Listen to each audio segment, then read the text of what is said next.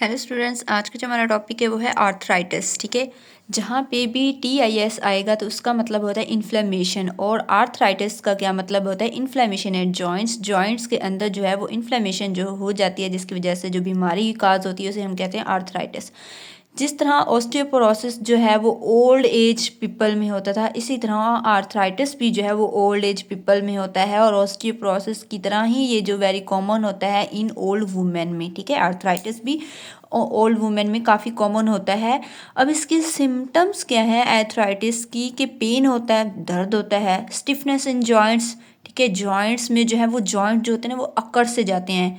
ठीक है, अगर एक जगह पे वो आप बैठे रहें तो उसके बाद अगर आप उठेंगे तो वो जॉइंट जो होंगे वो अकड़ चुके होंगे, आपको जो है वो पेन होगा। और particularly in the weight bearing joint, और ख़ास तौर पर वो जॉइंट जिन्होंने आपका वेट उठाया हुआ होता है, वो वेट बेरिंग जॉइंट्स जो होती है ना उनमें स्टिफनेस होती है, जैसे कि हिप जॉइंट है, एंकल जॉइंट है, ETC।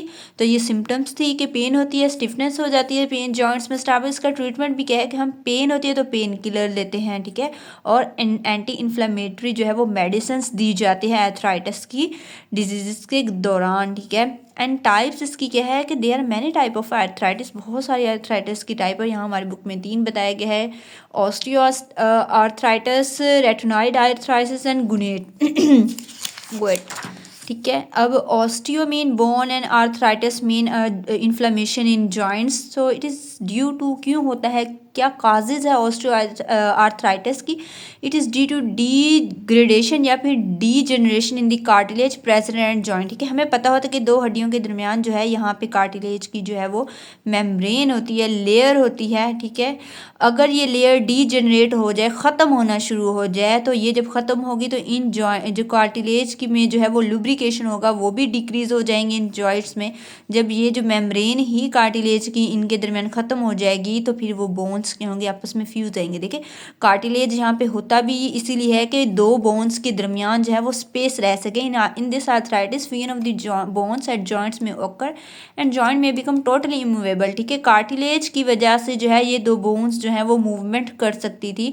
जब ये कार्टिलेज यहाँ पे डीजनरेट हो जाएगा, डीग्रेडेशन कार्टिलेज की हो जाएगी, स्पेस खत्म हो जाएगा, तो ये जो बोन्स है ना ये आपस में फ्यूज हो जाएंगे। जब ये फ्यूज होंगी तो ये बोन्स हरकत नहीं कर सकेंगी।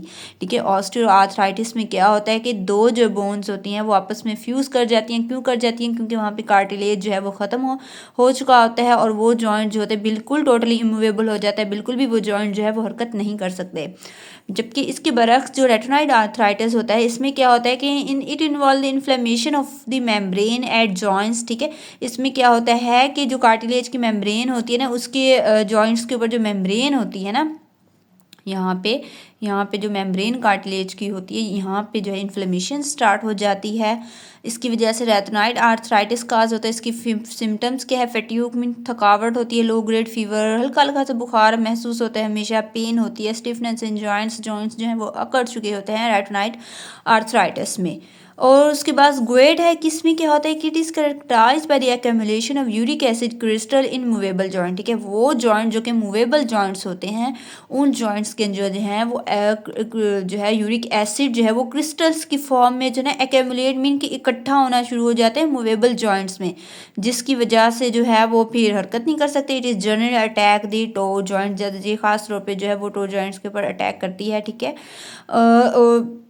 तो ये हमारे जो थी वो टाइप्स थी, osteo arthritis, retinoid arthritis and goats थी। और ये जो है हमारा टॉपिक था छोटा सा आर्थराइटिस डिजीज़ के बारे में, कि इसमें क्या होती है कि जॉइंट्स में जो थी वो इन्फ्लेमेशन स्टार्ट हो जाती है। जबकि हमने ऑस्टियोपोरोसिस में पढ़ा था कि ऑस्टियोपोरोसिस जो है वो बोन्स की डिजीज़ होती है, बोन्स में जो है वो उसमें ओल्ड, जिस तरह आर्थराइटिस जो है वो ओल्ड एज में होते हैं, इसी तरह ऑस्टियोपोरोसिस भी ओल्ड पीपल में होते हैं, और ख़ास करके जो वो वुमेन, ओल्ड वुमेन में उनमें होती है। उसकी सिम्टम्स है पेन होती है, स्टिफनेस इन जॉइंट्स, जॉइंट जो है वो अकड़ जाते हैं, ख़ास तौर पे वो जॉइंट जो कि वेट बेरिंग जॉइंट होते हैं, जिन्होंने हमारा वजन उठाना हुआ होता है। और इसकी ट्रीटमेंट में पेन किलर और एंटी इन्फ्लेमेटरी मेडिसिन दी जाती हैं। और ये इसकी 3 टाइप्स। आई होप कि आप लोगों को ये छोटा सा टॉपिक समझ आ चुका होगा।